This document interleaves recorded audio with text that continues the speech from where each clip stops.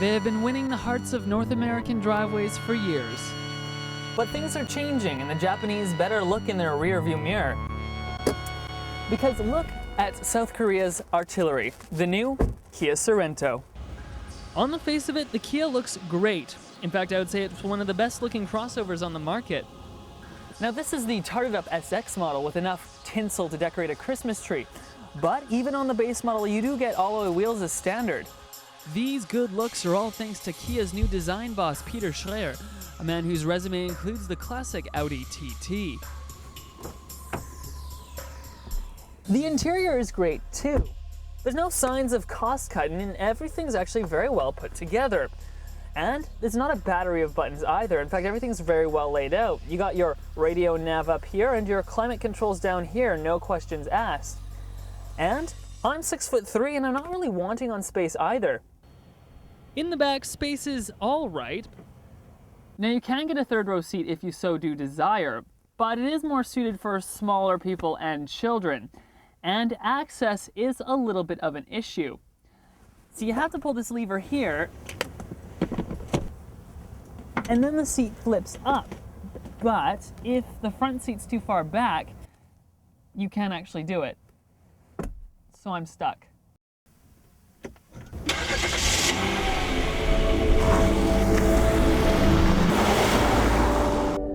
The next big surprise is the way this car drives. They've obviously tuned it for the driver type. The steering's kind of nicely weighted and very responsive, and the brakes have a good feel. They're not spongy at all.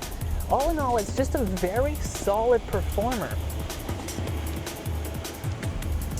Under the hood is a 3.5-liter V6 engine which produces 276 horsepower, and it makes a really nice snorty noise in higher revs.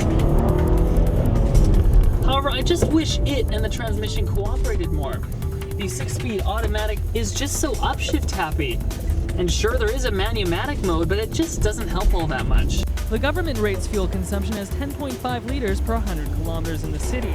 But in my few days of trafficated highway driving, I was only able to achieve 12. If you want some slightly better fuel consumption and a lower price tag, a 2.4-liter 4-cylinder is available too. Initially, I thought that despite the Sorento's good looks and good ride, it didn't really stand out in this market sector. But you know what? It's the perfect size and it's not really that daunting to drive.